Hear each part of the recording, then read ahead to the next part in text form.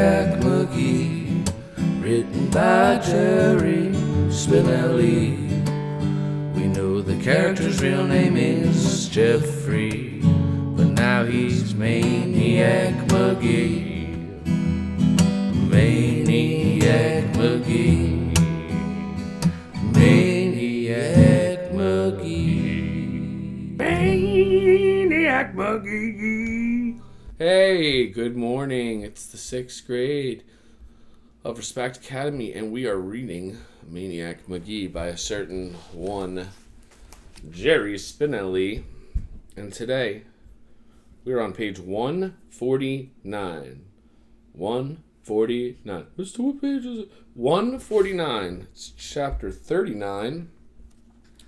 And guess what? We are now a mere 34 pages from the end of the book.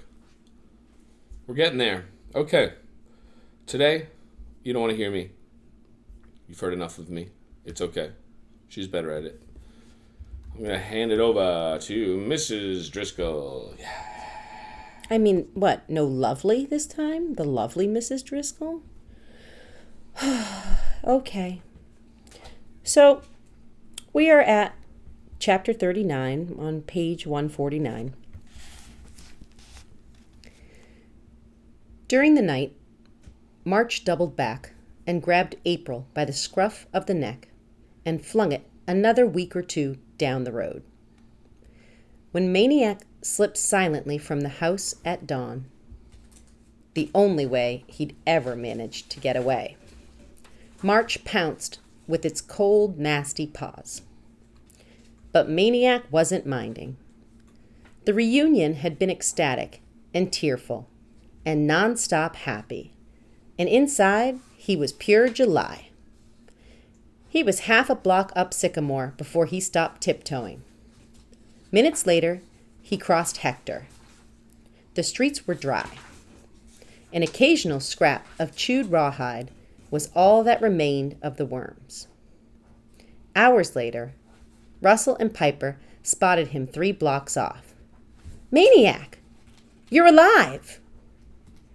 We thought they got you. We thought they slit your throat. We thought they strangled you and pulled your tongue out. We thought they chopped your head off and... Page 150. And boiled you. Yeah, boiled you. And drunk your blood. Yeah, and drunk your brains. You don't drink brains, you moron meatball. Yeah, you do. Brains are like milkshakes, like Dairy Queen. You can drink 'em with the straw. You can hear 'em sloshing if you shake your head hard enough. Listen. Hey, get off my head. Hey, help! They were off and running. Maniac couldn't help laughing. In spite of their twisted, ludicrous impressions of East Enders, the concern and the tears in their eyes had been genuine. They had really missed him. They had really been afraid for him. 2 houses away, he could hear the thump, almost feel it, and Father George McNabb's voice. "Lay him down easy," I said, "easy," followed by son John. "This easy enough?" Thump. Followed by a string of curses from George McNabb that fried the cold morning like an egg. The living room was hazy with dust. At the back end of the dining room, they were bringing in the cinder blocks, George and John and a handful of cobras, lugging and grunting them in front of the backyard and dumping them onto the floor. Thump, thump. "Hey, kid," George McNabb was pointing through the haze. 3 months and he still didn't know his tenant's name. "Get your lily hide over here.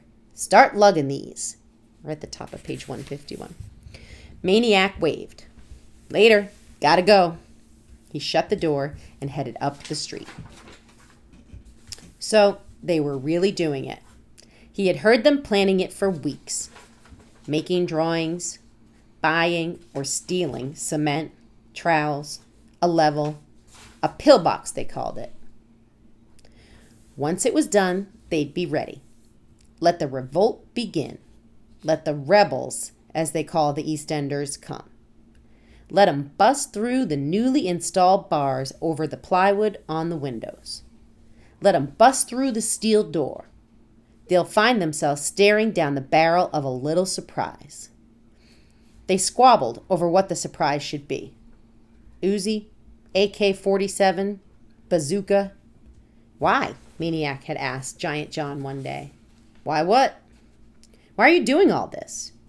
To get ready, what else? Well, what do you think is going to happen? What's going to happen? Giant John squatted, a squad of roaches from the kitchen table, and sat down. What's going to happen is, one of these days, they're going to revolt. Who says?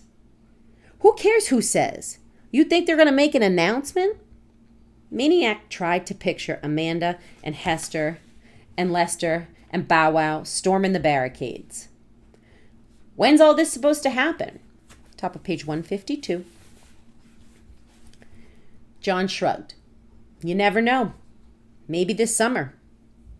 He jumped up, grabbed a beer from the fridge, flipped it open. They like to revolt in the summer. Makes 'em itchy. They like to overrun the cities. This time, we'll be ready. And he told Maniac what he often imagined lying in bed.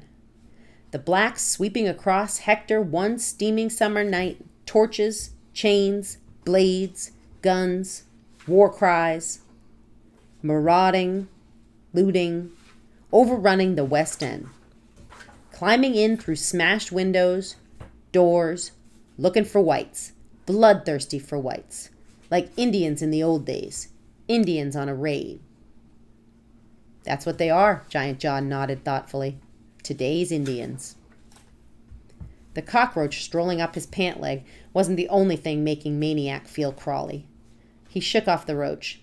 He moved to the center of the kitchen to surround himself with as much space as possible. But other people, he said, I don't hear them talking about revolts. Nobody else wants to make a pillbox. Giant John tilted the last of the beer into his mouth. Maybe when we do, he grinned, they will. That had been weeks before, and now the pillbox was underway. No longer an idea in the backyard, but a reality in the dining room. Now there was no room that Maniac could stand in the middle of and feel clean. Now there was something else in that house, and it smelled worse than garbage and turds.